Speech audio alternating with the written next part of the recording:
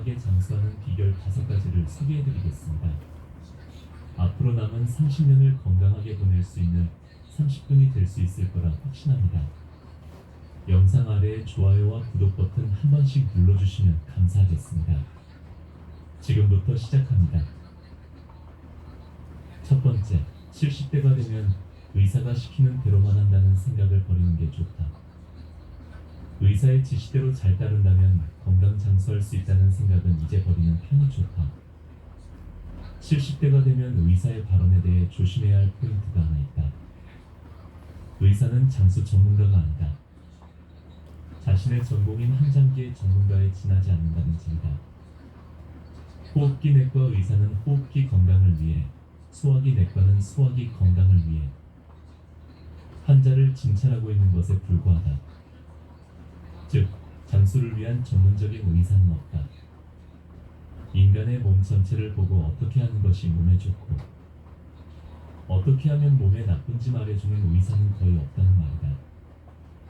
40대, 50대의 심근경색이 되어 돌연사하고 싶지 않다면 이러한 전문가 의사에게 진찰을 받는 것도 의미가 있을 것이다. 순환기 내과 의사에게 진찰을 받는다면 심각한 심장 질환을 예방할 가능성은 있다. 그러나 70대가 되면 신체의 모든 장기의 활동력이 떨어진다. 어떤 장기의 전문가의 말만 그대로 받아들이면 진찰받고 있는 장기는 좋아져도 다른 장기에 지장이 생긴다. 결국 몸 전체에 손상을 입는 일이 발생할 가능성이 있다. 꼭 필요하다고 단언할 수 없는 수술이나 치료를 할 필요는 없다. 의사가 시키는 대로 하고 결과적으로 생활의 질을 떨어뜨리는 경우는 자주 생길 것이다. 최악의 경우 어쩌면 수명을 단축시킬 수도 있다. 그렇게 되지 않기 위해서라도 70대가 되면 의사의 말을 액면 그대로 믿어서는 안 된다. 특히 중병을 앓는 경우 약 교수라는 직함을 가진 의사를 그다지 신용하지 않는 편이 좋을 것이다.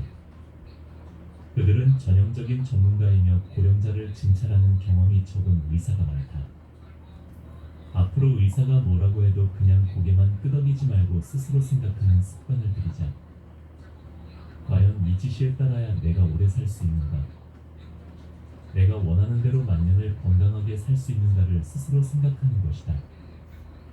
그러기 위해서는 자신 나름의 정보 수집이나 다른 의사의 진단을 듣는 등의 노력을 아끼지 말아야 한다.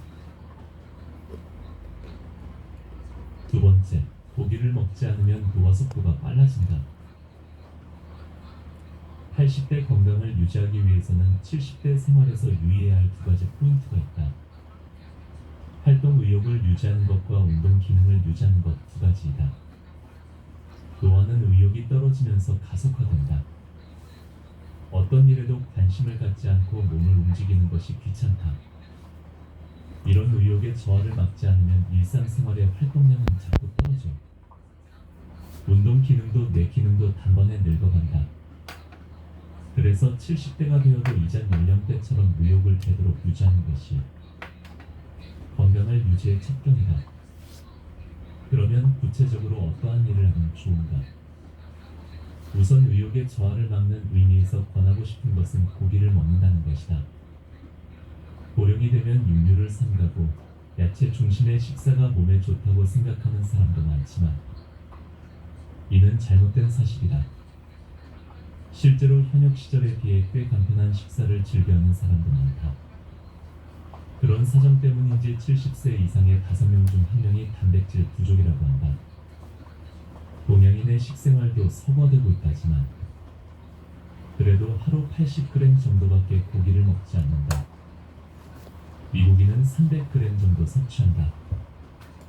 미국인만큼 먹을 순 없지만 아직 동양인에게는 고기가 부족하다. 그리고 이런 경향은 고령자일수록 강하게 나타난다. 나이가 들고 의욕 수준이 저하되는 이유에는 여러 가지가 있지만 그중 하나가 뇌신경 전달 물질인 세로토닌의 감소이다. 세로토닌은 일명 행복 물질이라고 한다. 사람에게 행복감을 가져다주는 물질이다. 무심코와 행복하다고 느낄 때가 있다. 그런 감정을 불러일으키는 물질이다. 이 세로토닌이 감소하면 일상의 행복감은 희미해진다. 발랄한 감정이나 젊음, 활동 의욕이 저하된다. 기분이 가라앉거나 짜증이 나거나 감정이 불안정해지고 우울증에 걸릴 위험이 높아진다. 세로토닌은 나이가 들수록 점점 감소한다. 이 때문에 나이가 들수록 의욕도 떨어지고 우울증에 걸리는 사람도 늘어나는 이치다. 그러나 세로토닌의 감소는 고령이 되어도 생활 습관을 바꾸면 개선할 수 있다. 그중 가장 손쉽고 좋은 방법은 육류 섭취이다. 세로토닌의 재료가 되는 것이 트리프탄이라는 아미노산인데 가장 많이 함유되어 있는 식품이 고기이다. 고기를 적극적으로 섭취하면 세로토닌의 생성이 촉진되어 의욕 저하를 막는 작용을 하게 된다. 세 번째, 80이 되는 걸 두려워하지 않아도 된다. 80대가 되고 85세를 넘었을 무렵에는 누군가의 손을 빌려야 하는 일도 많아진다. 그때야말로 있는 그대로 자신의 늙은 모습을 받아들여야 하는 시기다. 그렇지 않으면 이후 15에서 20년 정도 연장된 늙은 기간을 살아가는 것은 매우 괴로운 일이 되어버린다. 육신의 수명이 100세 근처까지 늘어나면 일반적으로 병석에 누운 채 노쇠에 사망하는 경우가 대부분이다. 누구나 높은 확률로 그런 말년을 맞이하기 때문에 늙음을 기피하며 살아가는 것이 더 부자연스럽다. 80세를 넘어서 늙은 자신의 모습을 보고 실망하거나 늙음을 혐오할 필요는 없다.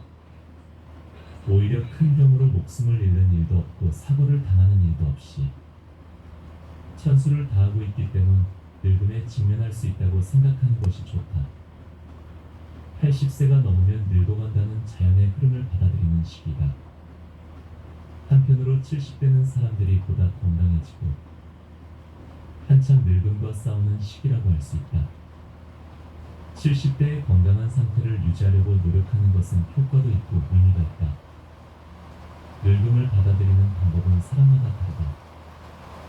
젊음을 유지하고 싶다고 생각하지 않는 사람도 있다. 이는 그대로 자연스럽게 늙어가는 것이 제일 낫다고 생각하는 사람도 물론 있을 것이다. 늙었을 때 사는 방식 받아들이는 방법의 정답도 없으나 사람마다 자유롭게 살면 되는 것이다. 나는 80대가 돼서도 건강을 유지하고 삶의 질을 유지하며 몸도 어느 정도 움직일 수 있는 것이 좋다. 젊은 시절의 늙은 몸매를 유지하고 싶다는 70대는 늙음과 싸울 수 있는 마지막 기회다. 이 시기에 매일매일 노력이 이루 찾아올 80대의 모습을 크게 좌우하게 될 것이다. 네 번째, 웃기만 하는 생활은 무엇으로도 두렵다 하게 한다. 웃기만 하는 생활을 하거나 일상에서 공부가 필요한 사람도 있고 매일 산책하거나 수영이나 골프 등 스포츠를 즐기는 80세 노인도 있을 수 있다. 즉, 고령자가 되면 신체 능력과 뇌 기능에서 개인차가 많아진다. 고령자 다수의 사회로 된다면 앞으로의 사회는 확실히 다양성으로 가득 찬 사회가 될 것이다. 건강 격차가 생기는 것은 향후 펼쳐질 사회의 특징이 될 것이다. 젊은 사람이라면 10일 정도 질병으로 병실에 누웠다고 해도 퇴원 후 즉시 평상생활로 돌아갈 수 있다.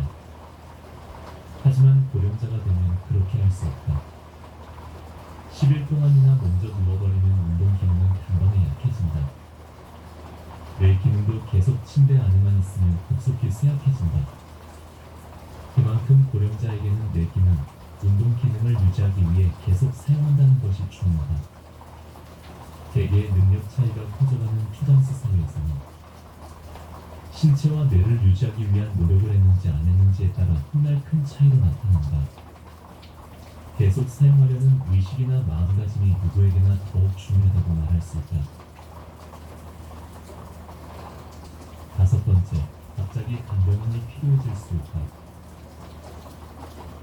지금의 70대는 예전보다 더 젊어졌다 해도 이 연령대만의 독특한 위험도 다소 안고 있다. 특히 의욕 저하나 의욕 상실이 두드러진다. 뇌 기능, 운동 기능을 유지하기 위해 계속 사용하는 것이 중요하다. 예를 들어 40대, 50대의 사람이 아무것도 하지 않고 빈둥빈둥 생활했다고 해도 하반신이나 뇌 기능이 쇠약해지는 일은 거의 없다. 하지만 빈둥빈둥 생활하는 70대의 경우에는 바로 운동 기능, 뇌 기능이 쇠약해지고 만다. 70대는 의욕적으로 몸을 움직이거나 머리를 사용하지 않으며 금방 간병이 필요한 고령자가 되어 버릴 위험이 있다. 이는 많은 고령자 스스로도 알고 있는 사실이다. 하지만 실제로 계속 사용한다는 말을 실천하는 사람은 그리 많지 않다. 왜냐하면 70대가 되면 머리로는 이해하고 있어도 의욕이 떨어져 활동량이 저하되기 때문이다. 무슨 일에도 의욕이 없고 흥미를 가질 수 없게 되면서 사람 만나는 것조차 귀찮아지고 외출을 싫어하는 경향도 생기게 된다. 그러다 보면 말이 줄고 몸도 굳어서 노화가 빨리 진행된다. 그러므로 70대에 접어들면 1시간이라도 꾸준히 움직이는 게 정말 중요하다. 여섯 번째, 70대는 습관 만들기가 핵심이다. 70대의 습관 만들기가 중요한 이유는 많은 사람들이 70대 전후로 일을 그만두기 때문이다. 현역으로 일하고 있을 때는 루틴이 있기 때문에 필연적으로 활동할 수밖에 없다. 하지만 은퇴하면 바로 몸을 움직이거나 머리를 쓰는 일따위가 없어진다. 즉, 이 시기부터 의도적으로 몸을 움직이고 뇌를 사용하려고 습관하지 않는다면 운동 기능도 뇌 기능도 계속 유지할 수 없게 된다. 또 70대의 습관 만들기가 중요한 이유가 있다. 70대에 시작한 습관은 80대 이후에도 평생에 걸쳐 지속되기 때문이다. 예를 들어 70대에 평소부터 걸으려고 노력해서 산책 습관을 몸에 밴 사람은 80세가 되어도 계속하려고 한다. 70대에 수영을 하고 등산할 것을 맘먹고 습관한 사람은 80세가 되어도 체력이 남아있는 힘 계속할 것이다. 만일 신체 기능성 등산을 할 수 없게 되면 그것을 대신할 무언가를 해서 몸을 움직이려는 마음가짐만은 평생 계속될 것이다. 운동뿐만 아니라 연극이나 회화, 가득장기, 양극 등의 취미 활동도 70대에 습관화된 사람은 80대가 되어도 거의 그만두기 어려울 것이다. 일곱 번째, 단번에 몸은 시비가 올 수 있다. 의욕 저하 이외에도 70대의 진행의 위험은 여러 가지가 있다. 가장 흔한 것은 질병, 부상 등의 건강상의 문제다. 큰 질병이나 넘어져 생긴 부상 등으로 70대가 단번에 늙어버리는 사람은 흔한 일이다. 이 연령대는 암이나 뇌경색등에 걸리는 사람도 많아지기 때문에 중대한 질환에 어떻게 대처하는지가 중요해진다.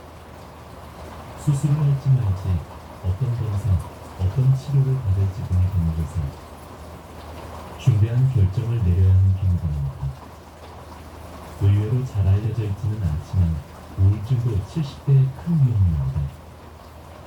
우울증에 걸리면 몸을 움직이는 것이 귀찮아지고 밖에도 나가지 않게 된다. 예를 들면 예전에 자주 참가했던 취미모임이나 많은 사람들이 모이는 고령자의 쉼터 등이 가자고 아무리 권유해도 잘 가지 않게 된다. 이는 우리가 평소에 몸 관리뿐만 아니라 마음 관리도 해야 한다는 말이다. 더 이상 싫은 인간관계나 반갑지 않은 모임들은 딱 정리하는 것이 좋다. 마지막, 70대는 늙음과 싸울 수 있는 마지막 기회다. 기나긴 세월 동안 노인의 기간을 건강하게 보내기 위해서는 우선 뇌의 기능을 어떻게 80대 이후에도 유지할지가 중요하다. 아울러 70대 때에 가지고 있는 운동 기능을 얼마나 오래 가져가야 하는지 여부도 중요해진다. 강도는 70대의 생활 방식이다.